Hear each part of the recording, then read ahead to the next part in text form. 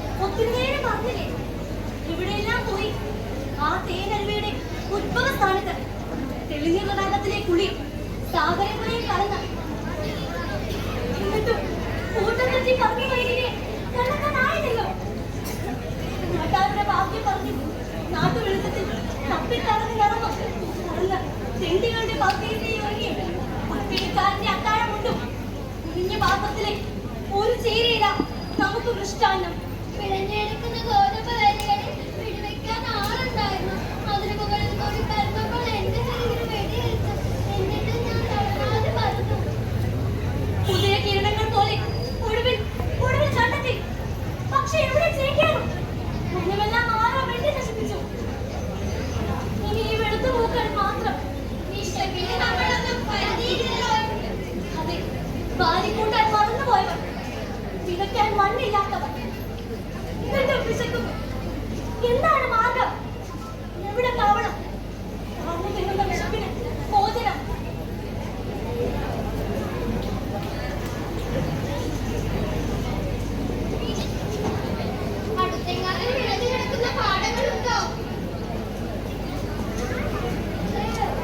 അതാ ആ കുന്നിൻപുറം ഇറങ്ങി നിൽക്കുന്ന കതിർക്കുലകൾ.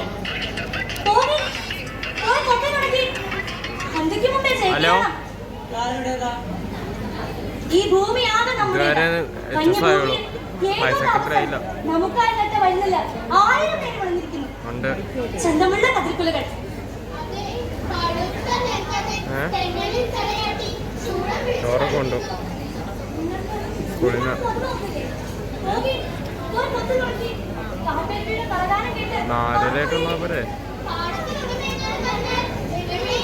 അറിയില്ല,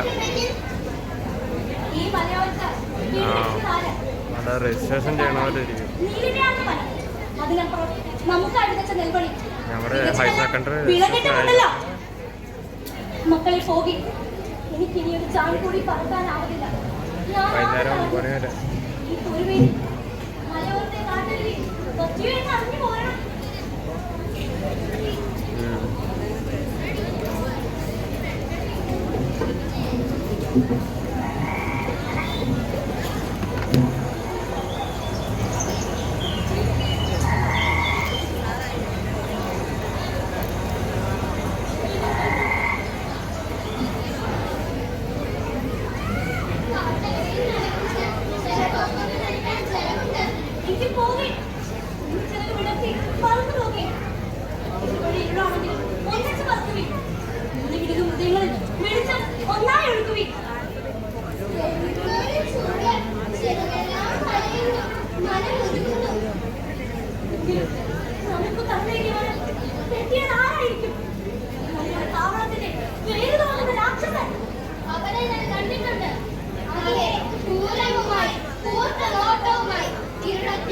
കരങ്ങൾ നമ്മെ കിളർക്കുവാൻ നമ്മെ വിഴുങ്ങുവാൻ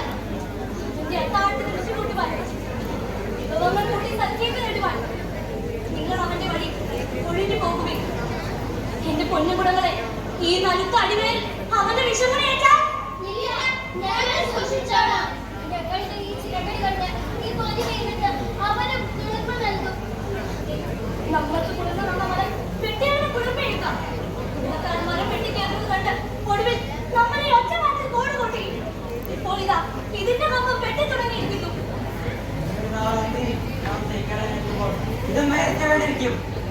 പിന്നെ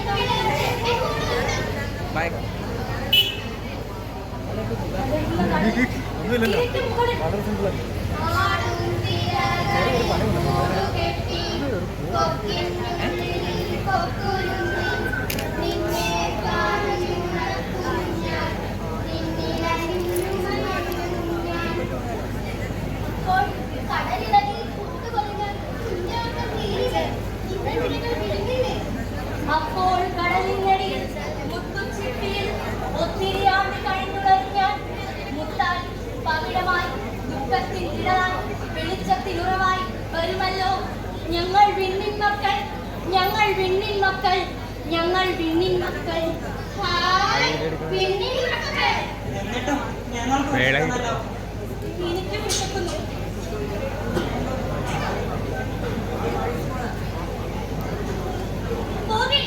പോയി മൊത്തം നടക്കി. നിങ്ങൾ വിതച്ചത് കൊയ്തു മതി. അന്തിച്ചോമ്പ് കാണുന്നതിന് മുൻപ് കൂടെത്തണം. ആ പാടത്തിനൊക്കെ എന്താണ് കണ്ട നമുക്ക് വട്ടമിട്ട് അയാൾക്ക്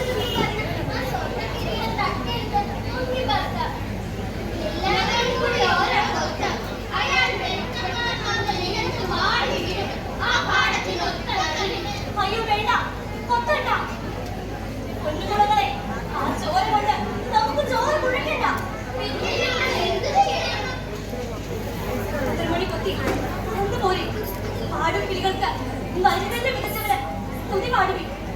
എനിക്കതിനൊരു കതിര് പാടി പാർക്കെത്തുവി. ഈ ആകാശത്തിന് ഈ മണ്ണല്ലേ, അത് നമുക്കല്ലേ. ഹലോ ഞാനിവിടെ കാണും ശരി എന്നാ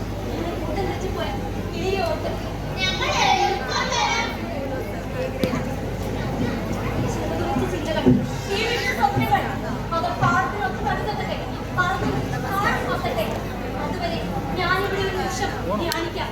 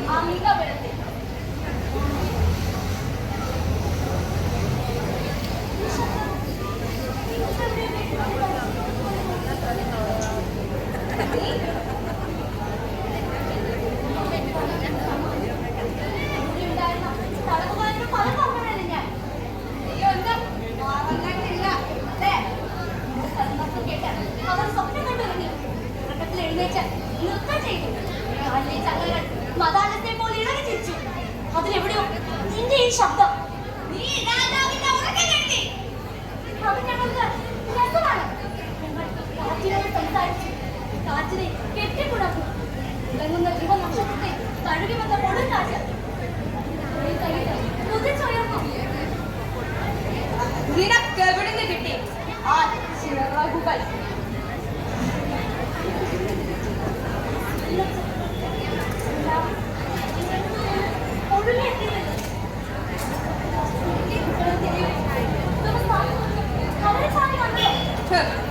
അല്ല, ഞാൻ ചിറക് വെട്ടി വളർത്തുന്ന പക്ഷികൾ. അവയുടെ മുറിഞ്ഞ ചിറകുകൾ നീ കണ്ടോ? എന്ത് വേദന! എന്റെ തളത്തിൽ കണ്ട ചിറക് വെട്ടിയ പക്ഷികൾ ചാടി കണ്ടു, ഇടിഞ്ഞു വീണു.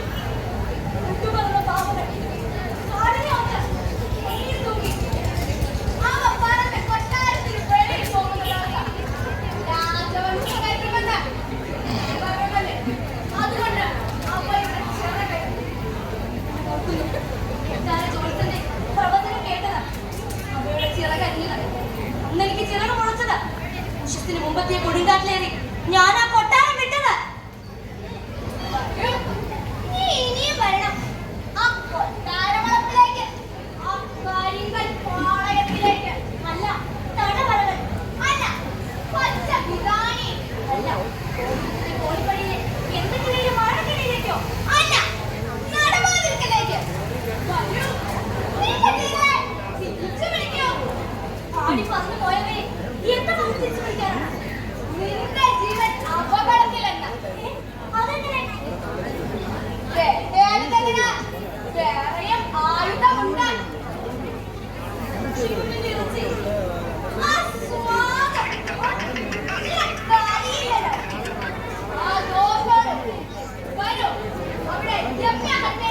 അല്ല തടവറകൾ, അവിടെ സ്വർണ്ണ താഴിക കുട, അല്ല ഇരുന്നവരുടെ കിരീടം. ഞാൻ വീഡിയോ എടുത്തോണ്ടിരിക്കുക. നിന്റെ ശരീരം ആ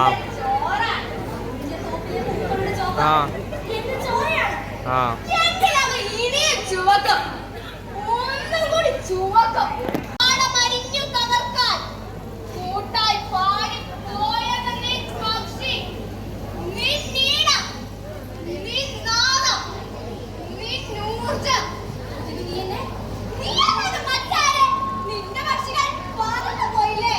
അതെ, അത് 1000 ചിറകുകളോടെ പാടി പറന്നു പോയി. കണ്ണുകളിലുള്ള പാടങ്ങൾ തേടി. അവയും എന്റെ പാടങ്ങൾ. അതെ, അവർ ഓരോ കഥയും ഒപ്പിയെടുത്ത് തൊപ്പൊരുക്കി കൂത്താടി. എനിക്കൊരു കഥയുമായി പറഞ്ഞു. അന്ന് നീ അവരുടെ ഫലം പറയാനില്ലെങ്കിലോ? തൂണിലും തുരുമ്പിലും വെളുത്ത പുഷ്പങ്ങളിലും ഇഴകുതിച്ച ധ്രുവ നക്ഷത്രത്തിലും ഞാൻ അവിടെ പണം ഒത്തിവെച്ചിട്ടുണ്ടല്ലോ. നിന്റെ ചുറ്റും കാണുന്ന ഈ വെളുത്ത പൂക്കൾ ഉണ്ടായിരിക്കുമ്പോഴേ എന്റെ മനോരാജം അറിഞ്ഞിരിക്കുന്നു. അതെ, നിന്റെ എന്റെ മാംസത്തിലാണെന്നിരിക്കുന്ന പൂരമിന്റെ നമുക്ക് ധ്യാനിക്കാം. ആരെ? നിന്നെ, എന്നെ, ഈ പച്ചക്കാടിനെ, മലകളെ, നദികളെ.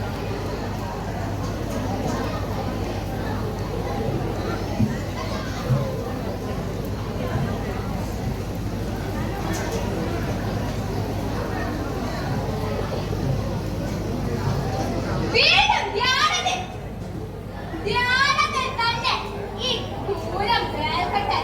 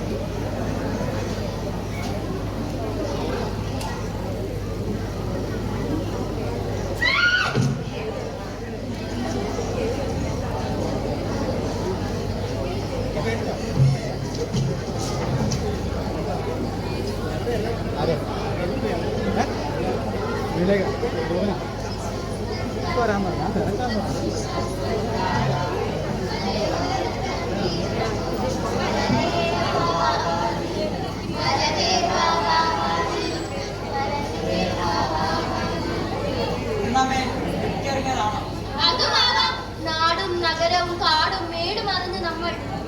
അപ്പോൾ നമ്മുടെ താതാൻ ആരും തുണിയില്ലാതെ ഒറ്റയ്ക്ക് അന്ധനായി. അപ്പോഴും ഓർത്തില്ലെന്നുടെയാണ് നിന്നെ. തീരത്തെ നനുത്ത മണലിൽ ചെറുവയറിട്ടി കളിച്ചു രസിച്ചു പാടി പറന്നു നമ്മൾ.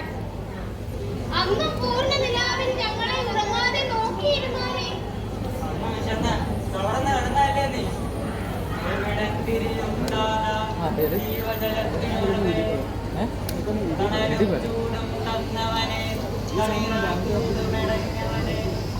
പാടത്തിനടമ പൂരവുമായി നടക്കുന്നത് കണ്ടില്ലേ? കണ്ടു. അപ്പോൾ പറന്നറിഞ്ഞ് നമ്മൾ പാടിപ്പോയില്ലേ?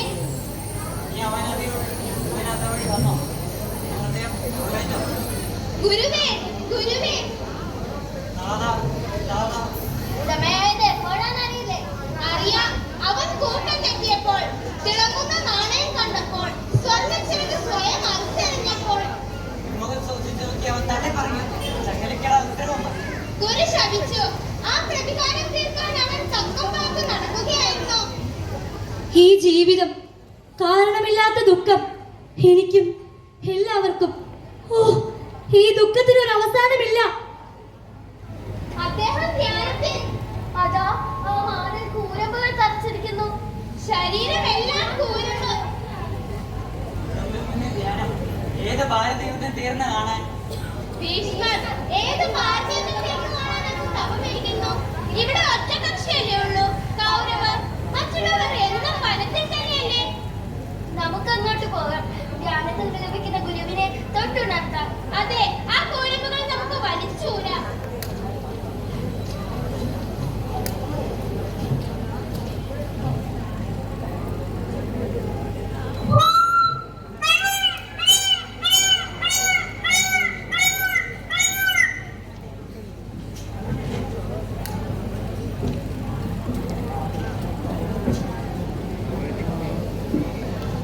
എവിടെയോ വേദനിക്കുന്നു. കൂട്ടം തെറ്റി പോയവനെ കുറിച്ചുള്ള ദുഃഖവും. ആ വേദന ഞങ്ങളും പങ്കിട്ടെ. അവനെ നമുക്ക് ഒത്തിനാം. അയ്യോ, അരുത്. അവൻ അവൻ നിങ്ങളിലുള്ളവൻ. പാടത്തിനുടമയാവാൻ സ്വയം ചെറുതെറിഞ്ഞവൻ. പാടത്തിലൊക്കെ ഞങ്ങളുടെ കൂട്ടുകാരനോ? അതെ, നിങ്ങളുടെ ചെറുതയ്യാൻ തക്കം പാർത്ത് കഴിയുന്നവൻ. അവൻ അങ്ങേ ഈ കൂരമ്പുകളെ കുറിച്ചോ? ഈ കൂരമ്പുകൾ ആർക്കും പങ്കിട്ട് നൽകാനാവില്ലല്ലോ. നമുക്ക് ഈ കൂരമ്പുകൾ ഊരാം.